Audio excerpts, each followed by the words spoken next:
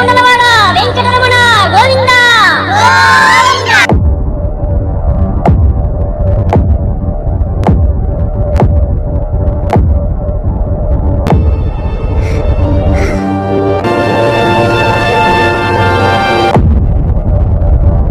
ప్రతి నిమిషానికి లక్షల ఆదాయం, ప్రతిరోజు వందల కిలోల బంగారం, ఏటా వేల కోట్ల రూపాయల కానుకలు.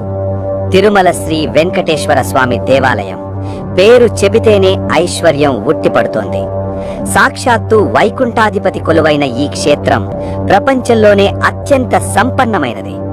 కానీ మీరెప్పుడైనా గూస్ బంప్స్ వచ్చే ఈ నిజాన్ని ఆలోచించారా? కోట్లాది మందికి భాగ్యాలను పంచే ఆ అఖిలాండ కోటి బ్రహ్మాండ నాయకుడే నేటికి అప్పుల ఊబిలో ఉన్నాడని.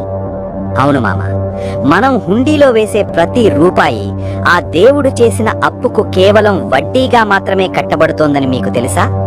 అసలు ముల్లోకాలను ఏలే ఆ పరమాత్ముడు ఒక సామాన్య మానవుడిలా అప్పు చేయటమేంటి? ఆ అప్పు పత్రం మీద సాక్షులుగా ఎవరు సంతకాలు చేశారు? ఒకవేళ కలియుగాంతం లోపు ఆ అప్పు తీరకపోతే ఏం జరుగుతుంది? నమసుడు కుబేరుడి దగ్గర చేసిన ఆ $1 ట్రిలియన్ అప్పు వెనుక ఉన్న నిగూఢ ఒప్పందాన్ని, ఆ అంతు చిక్కని అప్పు పత్రం రహస్యాలను పిన్ టు పిన్ డీకోడ్ ఈ వీడియో స్కిప్ చేయకుండా చూడండి. ఎందుకంటే చివర్లో నేను చెప్పే నిజం మీ గుండెను పిండేస్తుంది. గోవిందా గోవిందా. ఈ అప్పు కథ వెనుక ఒక మహా విషాదం ఉంది. అది వైకుంఠంలో మొదలవుతుంది. లోక కళ్యాణం కోసం భృగు మహర్షి ముల్లోకాల్లో ఎవరు గొప్ప అని పరీక్షించడానికి వెళతాడు. శివుణ్ణి బ్రహ్మను దాటుకుని వైకుంఠానికి వెళ్లిన మహర్షి అక్కడ శ్రీహరి లక్ష్మీదేవితో ఏకాంతంగా ఉండటం చూసి ఆగ్రహిస్తాడు. ఆవేశంలో శ్రీ మహావిష్ణువు వక్షస్థలం అంటే ఛాతి మీద తన్నాడు. భార్యగా లక్ష్మీదేవికి అది తీరని అవమానం. తన నివాసమైన విష్ణువు వక్షస్థలంపై ఒక మానవుడు తన్నడం, దానికి విష్ణువు క్షమాపణ కోరడం ఆమె భరించలేకపోయింది. కోపంతో ఆవేదనతో ఆ జగన్మాత వైకుంఠాన్ని వదిలి భూలోకానికి వచ్చేసింది. లక్ష్మీదేవి లేని వైకుంఠం వెలవెలబోయింది. తన ప్రాణప్రియమైన భార్యను వెతుకుతూ శ్రీహరి కూడా దిగి వచ్చాడు. శ్రీనివాసుడు అనే పేరుతో శేషాచలం అడవుల్లో ఒక సాధారణ మానవుడిలా తిరిగాడు. ఆకలితో అల్లాడాడు, ఎండకు ఎండిపోయాడు, వానకు తడిసిపోయాడు. లోకనాథుడు కనీసం ఉండటానికి గూడు లేక ఒక చెట్టు కింద తలదాచుకున్నాడు. ఆకలి తీర్చుకోవడానికి ఆకాశరాజు కుమార్తె పద్మావతీదేవిని చూడటం, వారి మధ్య ప్రేమ చిగురంచడం అంతా ఆ దైవ సంకల్పం. కాని ఒక సాధారణ వేటగాడి రూపంలో ఉన్న శ్రీనివాసుడికి ఒక రాజకుమార్తెను పెళ్లి చేసుకునే హోదా ఎక్కడ? ఆ రాజకుమార్తెకు సరిపోయేలా పెళ్లి జరపడానికి సంపద ఎక్కడిది? అక్కడే ఈ $1 బిలియన్ అప్పు కథ మొదలైంది మామ. శ్రీనివాసుడు తన పెళ్లిని దేవతలు సిద్ధులు మెచ్చుకునేలా అత్యంత వైభవంగా జరపాలని అనుకున్నాడు. దేవతలందరికీ విందు ఇవ్వాలి, కానుకలివ్వాలి. దీనికోసం అపారమైన ధనం అవసరమైంది. అప్పుడే బ్రహ్మ మరియు పరమశివుని సలహాతో శ్రీనివాసుడు కుబేరుడిని ఆశ్రయించాడు. అక్కడ జరిగిన ఒప్పందం కేవలం అప్పు మాత్రమే కాదు, అది ఒక డివైన్ కాంట్రాక్ట్. కుబేరుడు శ్రీనివాసుడికి 1,14,00,000 అంటే 1,14,00,000 నిష్కములను అంటే బంగారు నాణేలను అప్పుగా ఇవ్వడానికి సిద్ధమయ్యాడు.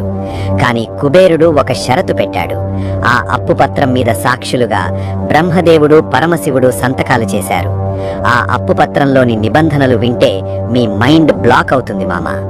ద ఇంటరెస్ట్, ఈ అప్పుకు వడ్డీ కలియుగాంతం వరకు కడుతూనే ఉండాలి. ద స్టే, అప్పు పూర్తి తీరేంత వరకు శ్రీనివాసుడు భూలోకాన్ని వదిలి వైకుంఠానికి వెళ్లకూడదు. ద గ్యారంటీ, అప్పు తీరకపోతే కలియుగాంతంలో స్వామివారు శిలారూపంలోనే ఉండిపోవాలి.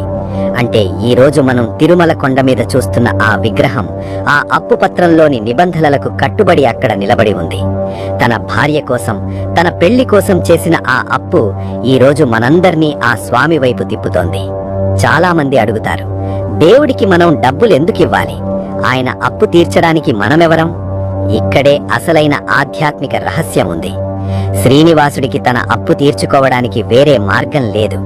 అందుకే ఆయన తన భక్తులతో ఒక అద్భుతమైన ఒప్పందం చేసుకున్నాడు. అదే హుండీ. మనం కష్టపడి సంపాదించిన ధనంలో కొంత భాగాన్ని స్వామివారికి సమర్పిస్తే ఆయన మన కర్మ భారాన్ని తాను తీసుకుంటాడు. అంటే మనమిచ్చే డబ్బు కుబేరుడి ఖాతాలోకి వడ్డీగా వెళుతుంది.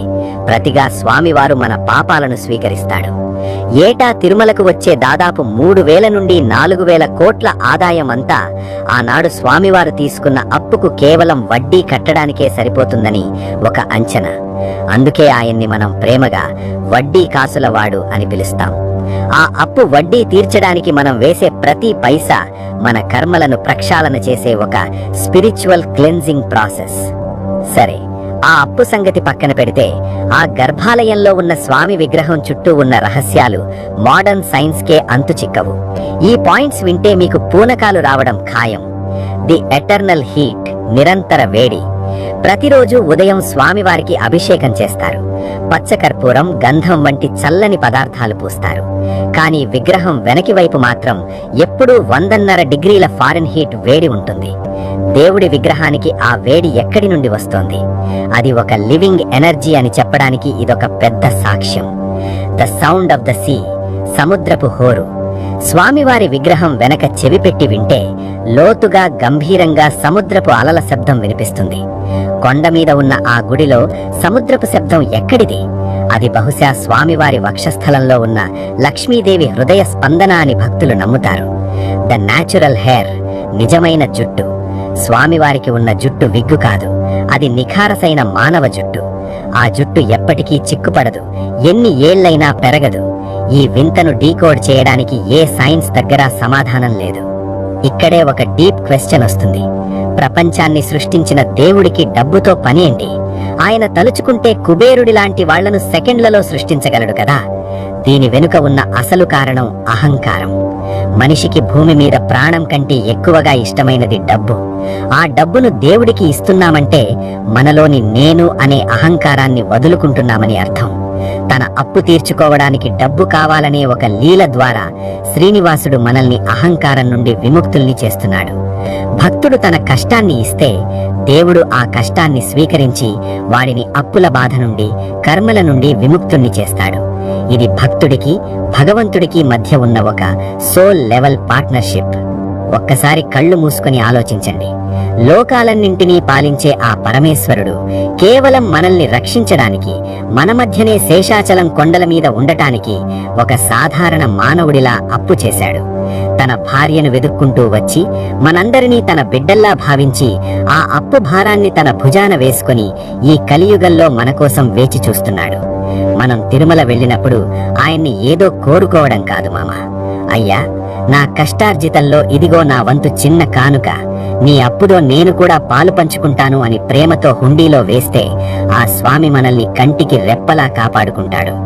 ఆ వెంకటేశ్వర స్వామి దయ మీపైన, మీ కుటుంబం పైన ఎల్లప్పుడూ ఉండాలని మనస్ఫూర్తిగా కోరుకుంటున్నాను. ఈ అద్భుతమైన నిజాన్ని ప్రతి తెలుగువాడికి చేరేలా షేర్ చేయండి.